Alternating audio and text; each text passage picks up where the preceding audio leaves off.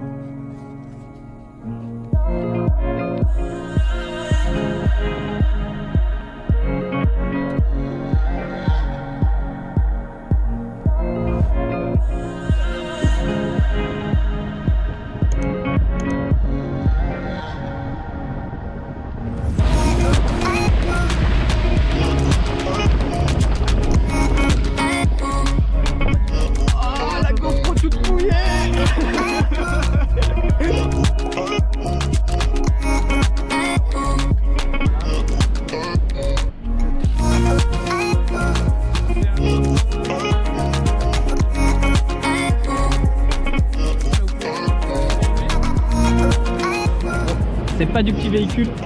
Vous nous en dites un petit peu plus sur c'est quoi comme marque C'est Mitsubishi L200. Ok. C'est un modèle 2007, 4 roues motrices automatique. 2007, ok. Donc, nous, ce qu'on a fait une petite modification. Donc tu peux voir un peu à l'arrière, en fait on a légèrement surélevé la voiture. Ouais, on la voit, ouais. Passer partout. Et donc là il nous manque encore 2-3 modifications, donc on va changer les pneus. On va passer sur des pneus légèrement plus gros. Donc à l'avant, si tu regardes ensemble, ce qu'on a fait, c'est qu'on a rajouté une petite pièce ici pour surélever directement les suspensions, pour être un peu plus en hauteur. Et donc là ça nous permet de passer dans des rivières, plus accidenté, vraiment être passe-partout. Ok. Et sur l'avant, ce qu'on a fait aussi, on a fait d'autres modifications. Donc sur l'avant, on a installé, on a changé les plaques. Donc les plaques Technomat. Personnalisé. Ok. Et donc ce qu'on a fait, c'est qu'on a installé un treuil qu'on a intégré directement à l'intérieur. Donc là, le treuil qui a été installé dans le pare-choc. Ce qui permet de si t'es embourbé ou quoi, de t'attacher à un arbre et vraiment éventuellement attacher une autre voiture. Ouais.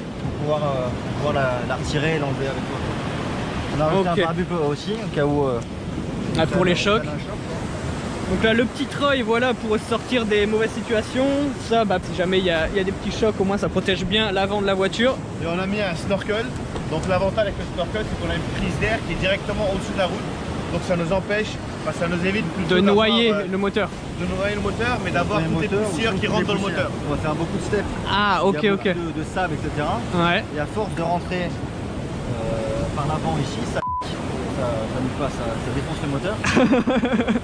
Ça peut abîmer le moteur. Ça peut abîmer le moteur. Et du coup, ça permet d'avoir la prise d'air pure et propre, sans poussière, sans sable, au-dessus du véhicule. Ok, donc ça, c'est une option que vous avez rajoutée. On a fait rajouter. Donc ça, c'est rajouté. Le pare-buff, c'est rajouté. Le treuil, c'est rajouté. Vous l'avez surélevé. Donc vous avez fait quand même pas mal de modifs à la base pour... c'est ça qui est sympa aussi, quoi. C'est acheter un véhicule et pouvoir le personnaliser en fonction de ce dont vous avez besoin.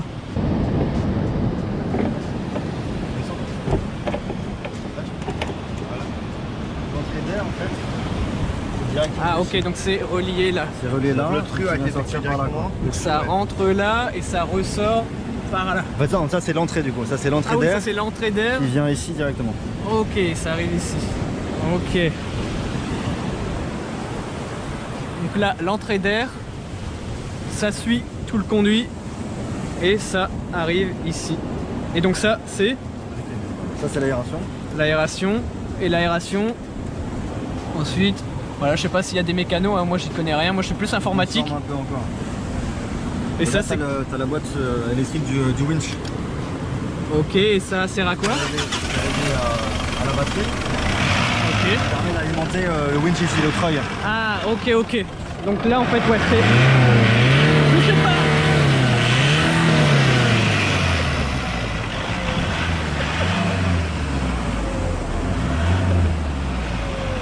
Ici, c'est le boîtier pour activer donc le treuil. Le treuil qui est à l'avant. Qui est juste ici.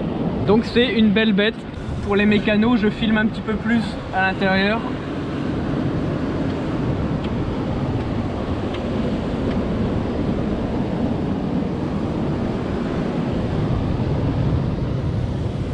On va quand même installer une seconde batterie pour au cas où, et puis ils vont avoir tout un système d'éclairage qui va être installé au-dessus. Ok. On aura des spots au-dessus et en dessous et sur les côtés également pour les jours où vraiment on va camper dans le désert, etc.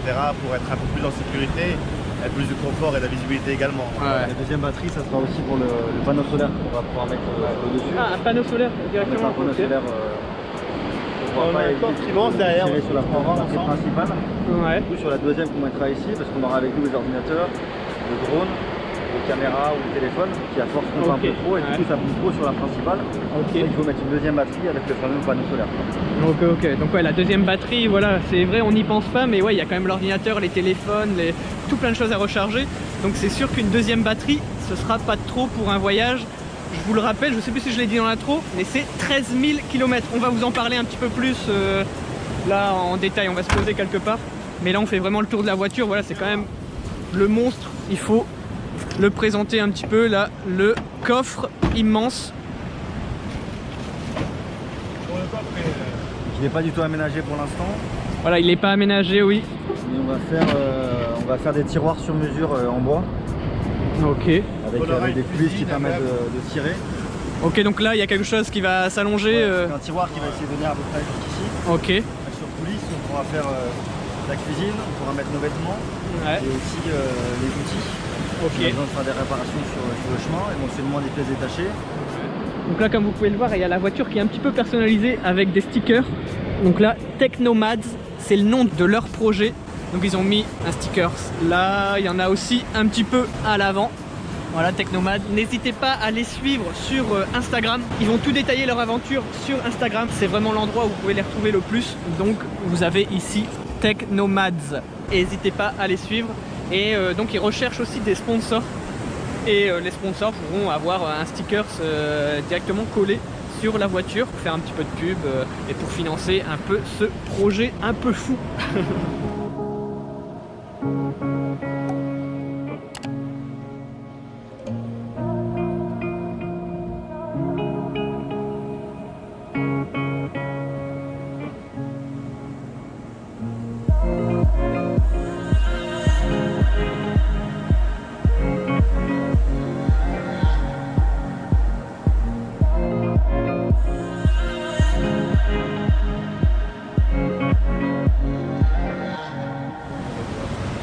Et il pèse combien le monstre?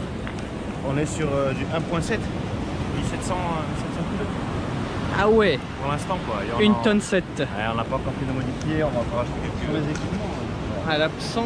va rajouter des plaques aussi de protection en métal en dessous. Ouais. On passera Ça sur des chemins un peu accidentés pour éviter de se prendre des cailloux et de racler en dessous.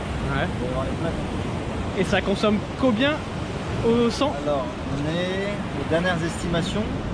Parce qu'après, on va 12 être à et 14, 12 litres, et là on est Ah à 14 ouais. litres au 100. Ah ouais, donc il y a un sacré budget essence pour le trajet. Bon, ouais. Je vous rappelle 13 000 km, donc ça fait à peu près combien, vous avez estimé à combien les dépenses juste en essence? 1500 $. 1500 Ouais, 1500 On $. a de la chance où il y a des pays où ça coûte pas tellement cher que ça. On est autour des 80 centimes d'euros. Ok. Et surtout l'Azerbaïdjan, ça Ouais. coûte rien du tout. Ouais. C'est 35 centimes d'euros. Ouais. Un Ah, des pays les moins chers. Quoi. Ah, donc là vous allez en profiter, vous allez On va essayer d'arriver remplir à le avoir, réservoir à à vide. vide, totalement à vide. Ouais. Plus 2 bidons de 20 litres. Ouais. Pour vraiment remplir au maximum sur place. Quoi. Ouais, comme ça vous Sachant faites que, des ouais. provisions avant. Sachant que de toute façon dans le projet, le but c'est pas de consommer le maximum, c'est qu'on va essayer de limiter l'empreinte carbone et qu'on va déjà à la fin du projet équilibrer l'empreinte carbone à partir d'une association qui permet de rééquilibrer ça en plantant des arbres dans différentes régions du monde et en participant à plusieurs projets éco-friendly entre Il y a guillemets. des sites spécialisés qui vont rendre la quantité de kilomètres qu'on va faire avec la consommation au litre. Si tu prends des billets d'avion toutes les dépenses de carbone que tu fais en fait. Ouais. Et pour arriver à consommer ça, ils se disent bah tu dois donner, je sais pas, quelques centaines d'euros dans telle association pour aider des enfants dans tes pays ou pour planter des arbres. Ok, pour équilibrer, pour balancer voilà, ce que tu as balancer utilisé. l'empreinte carbone, Ok. et que notre voyage soit zéro au niveau carbone, on va Ouais. faire ça à la fin. Voilà. Ok. Ah, donc voilà, le projet, voilà, c'est un road trip, mais il y a quand même un but, il y a quand même une mission à la fin un peu écologique, et aussi voir des universités, on va en reparler un petit peu après. En tout cas là voilà, on profite des dernières images sur la plage et après on se retrouve où? En forêt. En forêt. Ok, bon bah c'est parti, à tout de suite, en forêt.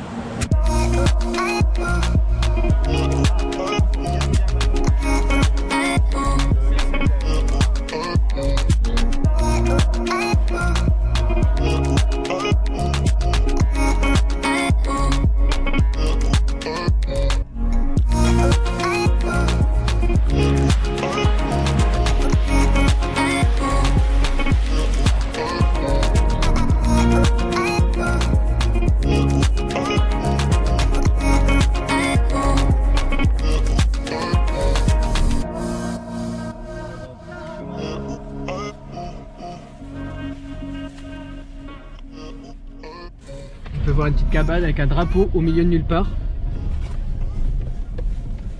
Elle a un petit portail, voilà, une petite entrée. Et une petite Clio. Une petite cabane.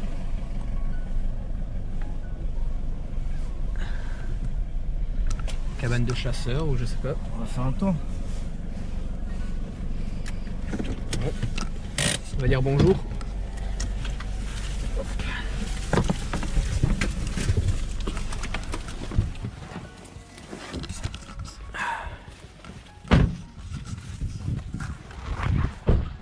Donc là on devait voir qui? Erdan. Erdan. Donc c'est un Turc qui vit ici dans cette cabane. En fait, il vit pas ici. C'est un terrain qu'on lui a prêté. Oui. Et en échange, lui, il fait du miel. Ah Les ok. ruches qu'on peut voir ici, là, qui sont en hibernation. Et il a combien de ruches en tout? Il y a une centaine de ruches qui sont un peu plus bas aussi Dans le bois. Ouais. Ah donc là oui voilà il y a une vraiment... cabane aussi derrière. Ah oui il y a une autre cabane. Et là il nous a montré, t'as aussi des... Juste là. t'as 2-3 couchages. Mhm. Il nous a déjà proposé de venir si on veut un week-end pour dormir. Ouais passer la nuit. Ça peut être sympa. Ah ouais super sympa. Ouais. Et donc il est turc. Il y a de la forêt, il y a rien. On va voir la cabane après. On va voir les ruches.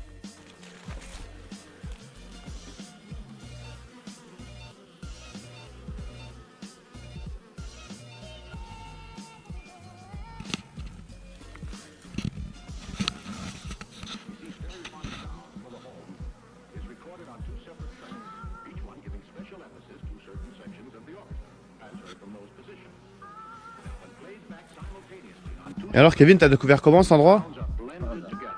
Le pur hasard de la vie m'a amené à traverser divers chemins en Turquie et au détour d'un petit buisson, je suis arrivé par là. Mais on est où exactement? On est en Turquie. Là,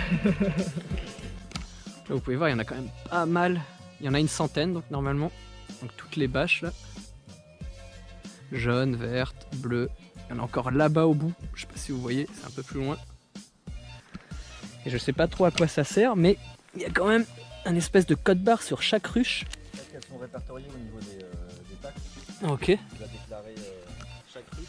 Chaque ruche est déclarée. Avec une redevance. Du coup, elles sont toutes déclarées. Donc ouais, il y a une espèce de code barre. Peut-être aussi pour les numéros de série, pour savoir d'où proviennent les pots, etc. C'est bien, elle nous attaque même pas. C'est ça qui est bien.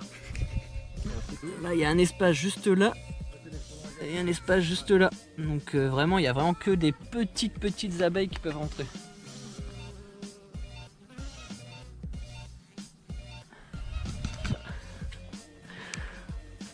Ah ouais, c'est bien aménagé quand même. Petite cabane. Avec le drapeau turc comme d'habitude. Le pain, le thé. Un petit peu de livres. Là, t'as le gros poêle. Ah oui. Toujours en train de chauffer. Ah ouais. Je sais un thé sur Là c'est ouais vraiment ouais là on peut voir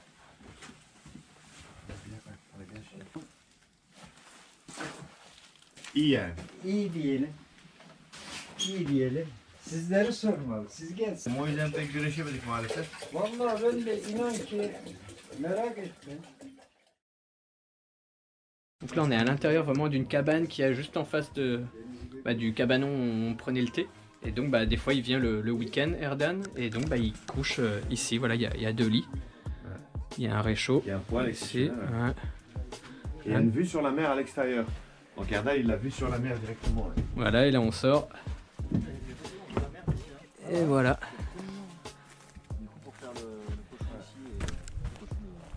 Et là, oui, vue sur la mer, je sais pas si vous voyez avec la caméra, mais entre les arbres, là-bas au bout, on voit un petit peu la mer.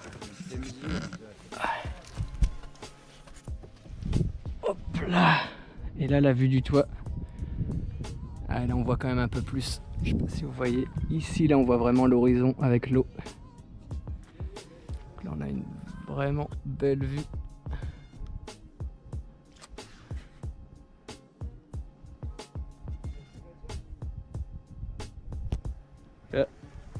Bonjour. Bon, je vais redescendre, pas faire le fou. Donc là, Erdan va nous montrer la récolte du miel. Donc il dit que c'est en mars. Viens voir, il va ouvrir pour nous. Ouais.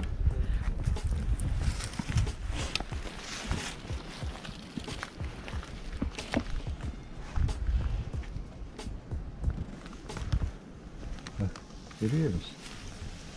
Maşallah. Bak ne şeker var, ne kek var. Doğal. Doğal. Gördün değil mi? Bak. Maşallah çek. Uysuzlanmasınlar diye. Evet evet tabii. L'intérieur voilà, d'une ruche avec les différentes palettes, j'ai l'impression. Ne şeker. Donc il va récolter tout ça Doğal yani. au mois de mars. Donc au moment où je publie la vidéo, je pense qu'on sera au mois de mars. Donc là on est fin février. Hiç elleme. Du coup, il disait que c'était sans additif, il rajoute pas de sucre, rien du tout quand on le voit dessus. Ok, Tout est vraiment naturel, c'est vraiment les abeilles qui vont chercher dans dans les les fleurs. fleurs aux alentours. Hiç elleme. Ok, ok. Donc un miel 100% naturel.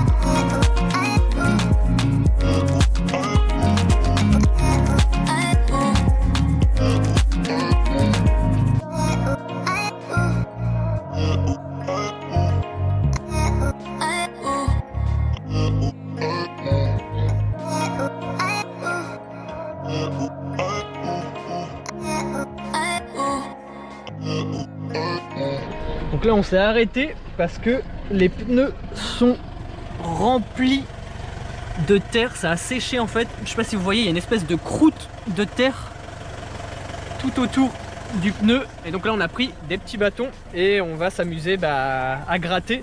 Parce que si on gratte pas, on va sûrement s'embourber là dans quelques mètres. Parce que là je sais pas si vous voyez, il y a quand même une petite rivière au milieu de la route. Là on est vraiment devant, là où je vous ai montré tout à l'heure.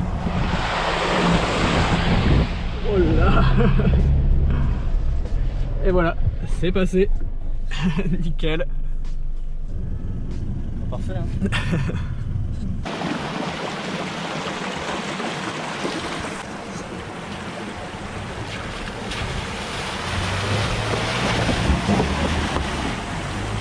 Félicitations au pilote. Voilà, je reviens des championnats du monde au Nicaragua. Ah, Je suis un peu entraîné au Nicaragua, au Costa Rica. ok. Ah, et t'as été vice-champion. Triple champion. Un triple champion. Ah ouais. Oh là là là là. La Nikazaka là. Ah mais là, le chemin, là s'arrête ici. Notre chemin s'arrête vraiment ici. Hors blague.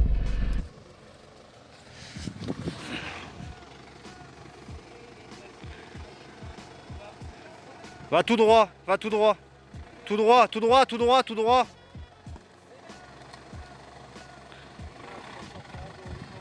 Ah, doucement. Ah, par ici, ouais.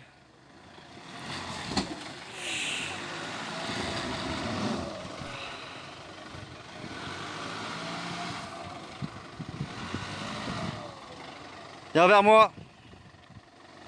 Tourne, tourne, tourne, tourne, tourne, tourne, tourne.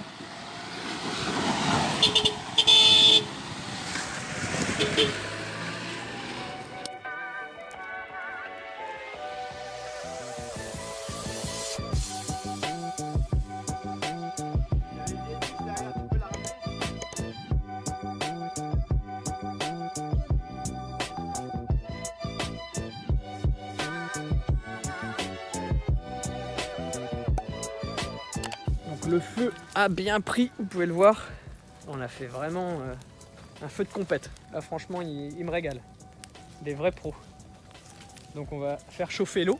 Et en attendant, bon bah vous allez m'en dire un petit peu plus sur votre projet. Donc c'est quoi exactement Technobad? C'est quoi l'origine? Bah, l'origine c'est un peu l'envie d'aventure, l'envie de partir. On s'est rencontré avec Salim il y a quasiment un an maintenant à Istanbul. Ouais. Et du coup Salim avait déjà l'idée de partir en Mongolie, faire un gros road trip. Ok. Puis il m'a proposé et moi je me suis dit pourquoi pas. Allez go. À l'aventure tous les deux quoi. Ouais, parce qu'à la base tu voulais partir tout seul, Salim? Non, bah là-bas je voulais partir en moto, Ouais. mais j'ai pas eu le temps de m'entraîner suffisamment, etc. Et puis effectivement, entre le travail et les différents impératifs qu'on a à Istanbul, bah, c'était un peu compliqué de se lancer seul. Ouais. J'avais un peu mis le projet en veille en quelque Ouais, en sorte. stand-by, ouais. Et puis bah, du coup j'ai rencontré Kevin qui partageait un peu cette passion pour l'aventure, etc. Et puis c'est vrai qu'en voiture c'est beaucoup plus safe entre guillemets et puis Effectivement, vu qu'on est deux pour se relayer, sinon un qui est fatigué Ouais. il peut dormir pendant que l'autre conduit. Ouais, carrément, aussi, voilà, quoi. vous pouvez avancer plus Et vite. puis il y a aussi on est fermé pour la pluie ou les intempéries ou autre quoi. Puis on avait la même envie de destination en fait. Ouais. Et puis ce qu'on a réussi à greffer, puisque partir quand même 45 jours, il fallait quand même qu'on lie ça à quelque chose d'utile entre guillemets. Ouais. Et donc du coup moi je fais pas mal de formations par rapport à mon travail, donc je forme des ingénieurs dans pas mal de pays différents Ouais. sur nos produits, sur l'ingénierie mécanique, sur la vente, sur plein de domaines différents. Et je me suis dit pourquoi pas partager ça avec des gens qui n'ont pas accès à ces formations, qui sont vraiment dans des pays complètement isolés, parce que on parle quand même du Kyrgyzstan, on parle Kazakhstan. Ouais, c'est pas des destinations super communes quoi. pas super connus, et puis surtout tous les jeunes qui veulent devenir ingénieurs sur place, c'est vrai qu'ils ont un peu de mal à trouver des mentors entre guillemets. Donc nous ce qu'on veut faire c'est leur donner un petit coup de pouce, pas tellement financier, c'est surtout du matériel, c'est surtout une inspiration, une vision, des contacts par exemple en Turquie ou dans d'autres pays où ils pourront faire un stage, ou des académiciens qui pourraient les aider dans leur recherche. Ok. Amener aussi du matériel technique, la boîte où travaille Salim. Ouais. Et après on a aussi pensé à amener des imprimantes 3D. Ok, Donc, ouais, faire ça des c'est projets, génial. Des projets assez sympas. Ah, c'est conséquent, ouais, Ouais, c'est ouais. quand même de la valeur. Ah ouais, donc pour tous les ingénieurs, comme ça ils ont quelque chose de concret un peu dans les mains. Pour faire les protos, etc. Ouais. Et après les contacts qu'on pourrait leur amener aussi quoi. Donc on s'est donné pour but de visiter une université par pays pour aller à la rencontre des jeunes et leur faire un bon partage d'expérience aussi, les faire rêver un petit peu aussi sur l'étranger et partir un peu aussi quoi. Ok, et donc comment vous avez fait pour contacter ces universités C'est des démarches assez longues quand même, puisque c'est un projet qui n'a jamais été fait auparavant. Enfin, il y a des gens qui sont venus un peu aider, je pense, sur des projets un peu humanitaires, mais là c'est un projet un peu unique en son genre, Ouais. à la fois par rapport au trajet et aussi par rapport au matériel qu'on rapporte en fait. Ok. Parce qu'il faut savoir que le trajet c'est... donc on part de Turquie, Ouais, on va en Istanbul. Géorgie, effectivement, en Géorgie, en Azerbaïdjan, ensuite on passe au Kazakhstan, Ouais. on continue sur Et avant on l'Ouzbékistan. va traverser la mer Caspienne en bateau. Ok, donc vous allez mettre la Sandy, parce qu'elle a un petit nom, voilà, Sandy, derrière là. Effectivement, voilà, On sur va un passer. bateau. Entre Sur un Azerbaïdjan ferry. et Kazakhstan, un petit bout de Kazakhstan, après on fait Ouzbékistan. On va arriver au niveau de la mer d'Aral, donc la mer qui est totalement asséchée, un endroit assez sympa à voir je pense aussi. Mhm. Continuer tout le long pour arriver à la ville Samarcande. de Samarcande. Ok. Samarcande descend un petit bout au Tadjikistan, il y a une vallée assez chouette à faire. C'est intéressant. Ouais. Ensuite on remonte Kyrgyzstan pour aller à Bishkek. On file à l'est pour aller tout le long du lac Issyk-Kul. Ok. Là on arrive au Kazakhstan. Et Kazakhstan on remonte tout en haut vers Nur-Sultan. Et là, au Kazakhstan, Eh ben, on continue sur la Russie, puis là on passe en Sibérie. Mhm. C'est quand même une partie intéressante avec l'Oural, etc. Puis après on redescend directement sur la Mongolie jusqu'à Ouais. Ulaanbaatar. ouais, Donc là ce sera la destination partie finale, plus... quoi.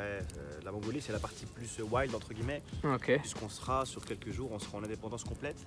On n'aura personne, ce sera dans des steppes, on dormira Ouais. sur la tente, on aura des réserves d'essence. Ok. Il n'y aura pas de route concrète, ça sera vraiment. Là ça sera vraiment le challenge aventure en fait. Ok, donc C'est un peu ce qu'on... la destination finale, c'est vraiment l'aventure par vous-même, quoi. Vous allez vous débrouiller par vous-même. Ouais. En pleine nature, vous savez pas ce qui vous attend du tout. Non. Ok. Et vous pensez rester combien de temps à Ulaanbaatar ou en Mongolie Ulaanbaatar, ça va être à la fin 2-3 jours, après ça dépend du planning qu'on a. Quoi. Si, Ah, il peut y avoir si on a des plus ou imprévus, moins bien des sûr. imprévus sur la route, des pannes mécaniques ou des petits accidents, des choses comme ça, Mhm. on peut avoir des décalages de quelques jours aussi. Quoi. Ouais, c'est sûr que sur Ça 13 dépend, 000 km, Ça c'est dépend, sûr ouais. qu'il peut y avoir On a des prévu petits déjà pas imprévus. mal de zones tampons pour prévoir ce genre Ouais. de problème, mais ça peut se On fait un peu raccourcir de et se thé, rallonger plus ou pendant- moins. Quoi. Mhm. Vous faites un peu de café? Bah ouais, volontiers. Allez, c'est parti. Il y a la bouteille d'eau qui est là-bas. Hop, on va faire chauffer la petite bouteille. Et voilà, et puis sur la route, on sera vraiment complètement indépendant, puisqu'on devra se faire à manger constamment, chaque pause, etc. Ça sera vraiment... C'est vraiment en mode aventure, Ouais, voilà. du Mais vous êtes à camping. deux. Vous êtes à deux, vous allez donc, vous m'avez dit, vous allez monter quelque chose sur le toit en fait, Alors, pour on a dormir une sur le toit. tente pliable sur le toit qui serait assez bien en finale, avec, qui est recouvert par une bâche et des sangles. Ok. Et du coup, il y a juste à la déplier en deux minutes avec une échelle qui viendra sur le côté. Et comme ça, tous les soirs, on dormira dans la tente assez facilement et assez rapidement. Ok, comme ça vous devez pas toujours monter, démonter, toujours au sol, planter des sardines, des trucs comme ça. Et Là un au peu de moins vous sécurité dormez. aussi, puisque en Mongolie, quand même, il y a pas mal Des animaux d'animaux un peu sauvages. divers et variés, on va dire. Il y a pas mal de loups, c'est vrai, que les enfants où on sera, il y a pas mal de serpents, un peu de scorpions, donc tout ce qui est la partie désertique. Donc, dès que vous êtes en hauteur, c'est un peu plus safe quoi. Un peu plus safe, et ça nous permet aussi, c'est ce qu'on disait avec Kevin, de pouvoir changer de spot en quelques secondes en fait. C'est-à-dire si les gens viennent un peu nous déranger, si on voit qu'on ne se sent pas trop en sécurité, on peut sans déplier la tente, démarrer et puis partir un peu plus loin à 200 mètres. Donc voilà. Ah oui, voilà, vous n'avez pas tout un équipement à enlever, tout enlever la tente, la remettre dans la voiture. Là, vous pouvez juste démarrer et partir Voilà. quoi. Ah, donc c'est vrai, ouais, au niveau réactivité, c'est beaucoup plus pratique. Et vous avez un budget, vu que voilà, c'est peut-être la question que tout le monde se pose. Vous avez un budget pour ce trip Istanbul ou Ulaanbaatar entre 15 000 et 20 000 euros. 15 000 et 20 000 euros, ok. La voiture comprise, donc la voiture elle nous a coûté quasiment 9 000 euros aujourd'hui, donc c'est la plus grosse part du budget. Ok, 9 000 euros rien que la voiture. Et après, ça va être quoi? Ça va être l'essence, ça va être tout le matériel qu'on va amener pour les universités, Ouais. donc les imprimantes 3D ou les autres matériels techniques. Mhm. Et après, il y a quoi? Il y a les assurances, il y a la nourriture. L'essence, comme donc on l'essence, parlait ouais, tout à qui est l'heure, un des 1 500 plus gros, $. 1 500 qui est un des plus gros. Et après, on va prévoir aussi d'aller à l'hôtel ou auberge de jeunesse, peut-être une fois par semaine au moins, quoi, histoire de prendre Une bonne douche, et avoir dormir un bon peu, lit, un matelas. dormir un peu au chaud quand même. Ouais. Donc ça, c'est les principaux axes du budget. Ouais. Et donc on est soutenu par pas mal d'entreprises déjà qui ont contribué soit en matériel, soit en sponsoring. Donc on a pas mal de groupes déjà qui nous ont donné leur accord et certains qui nous ont déjà payé. Ok. Donc sans les citer, on a quand même déjà pas mal d'entreprises, Ouais, parce que on, certaines en ne sont a, pas officielles. on en a 4-5 avec Turques, avec des italiennes, particuliers aussi. françaises, russes. Russes aussi. On Ouais. a quand même Un soutien. un soutien international, on va dire, par pas mal de Ouais, personnes qui nous aident et qui nous supportent dans ce projet. Parce que là, on a récolté quasiment 3 000 euros. Ok. 3 000 euros et en promesse de don, on est à 10 000 euros. Ouais, parce qu'on a Ok, aussi un donc- site de crowdfunding Ok. donc, qui est disponible, qui est sur notre page Instagram, où les gens peuvent venir contribuer à hauteur de 2-3 euros par personne pour un peu maintenir la machine en marche, entre guillemets. Et pour l'instant, on a pas mal d'amis qui nous ont quand même soutenus sur ce point-là. On les remercie, des gens qui sont avec nous à Istanbul, des collègues, des amis, des Français, des Turcs, Ouais. pas mal de personnes qui nous ont soutenus. Les Turcs sont assez ouverts par rapport à ce projet, puisqu'ils aiment quand même, c'est quand même dans la culture d'aider les gens, de venir en aide à des personnes La sans les solidarité. connaître. Voilà, la solidarité. On remercie d'ailleurs tous les Turcs qui nous ont aidés sur ce projet. Et puis on espère qu'il y aura beaucoup d'autres personnes qui vont un peu nous soutenir, pas que financièrement, c'est nous accompagner dans ce projet. Donc il y a des gens qui nous aident avec la documentation, des gens qui nous aident avec le parcours, qui nous présentent des gens. Donc c'est vraiment un projet qui nous permet aussi à nous De rencontrer énormément. énormément de gens. Déjà, on pensait qu'on allait rencontrer beaucoup de monde forcément pendant le voyage, parce que le voyage, ça va faire les rencontres ou tous les autostoppeurs qu'on va pouvoir prendre. Mais au final, avant le projet, on rencontre tellement de monde. Effectivement, C'est tellement enrichissant, c'est dingue quoi. Donc je vous mettrai le détail dans tous les cas à l'Instagram dans la description en dessous de la vidéo, comme ça si vous voulez en savoir un peu plus, si vous voulez les aider, faire un petit don, voilà, c'est toujours bon à prendre. C'est une belle aventure, c'est pas une aventure juste pour le fun, juste pour aller là-bas, il y a quand même quelque chose derrière. Donc voilà, vous avez entendu, ils vont visiter les universités, etc. Ils vont aller donner du matériel, donner des connaissances, partager des choses. Donc c'est vraiment quelque chose... On a aussi des écoles qui nous suivent Ouais, dans différents pays. Là, on a déjà plusieurs écoles au Bangladesh. ok. Donc, on a des amis qui sont profs sur place et qui nous ont proposé de faire des petites vidéos sur Skype, des Ouais. petites vidéoconférences pour expliquer un peu aux enfants où on est, sur la route, ce qu'on est en train de faire. Des profs de géographie, des profs de français, pour un peu leur donner une vision différente du monde, une ouverture sur le monde, sur des pays où ils n'y auront pas forcément. Mhm. Donc là, on a des écoles qui sont en France, on a des écoles au Maroc, on a des écoles au Bangladesh. Donc pour l'instant, ça se développe plutôt pas mal, on va dire. Donc, du coup, Technomade en 2 mots, c'est 2 copains d'Istanbul qui veulent partir à l'aventure. Et sur 13 500 km, 8 pays différents, 45 jours et visiter une université par pays pour leur amener du matériel technique. Ok, un bon résumé pour terminer cette vidéo en pleine forêt avec plein de fumée devant nous. Donc si vous voulez suivre leur projet, voilà, les soutenir, suivre un peu leur aventure jusqu'en Mongolie, n'hésitez pas, je vais mettre l'Instagram en description. N'hésitez pas également à laisser un petit pouce gris en l'air, n'hésitez pas à vous abonner à la chaîne, n'hésitez pas à aussi me suivre sur Instagram. Il y a un peu mon quotidien à Istanbul et voilà, dans des aventures un peu rocambolesques de temps en temps aussi. Donc n'hésitez pas aussi à me suivre. Donc j'espère que cette vidéo vous aura plu. Il y a eu pas mal d'imprévus, on savait pas trop, il n'y a pas trop de fil conducteur là, voilà, il y a eu beaucoup d'imprévus. J'espère qu'il n'y aura pas autant d'imprévus dans votre trip de 13 000 km. Il en faut aussi, hein. Voilà, pour avoir des anecdotes à raconter après, voilà, pour l'aventure. Donc j'espère que ça vous aura plu. Donc je vous souhaite une bonne journée, voilà, profitez-en. J'espère que la vidéo vous aura plu et puis on se dit à bientôt. Tchuss les poulets. Salut.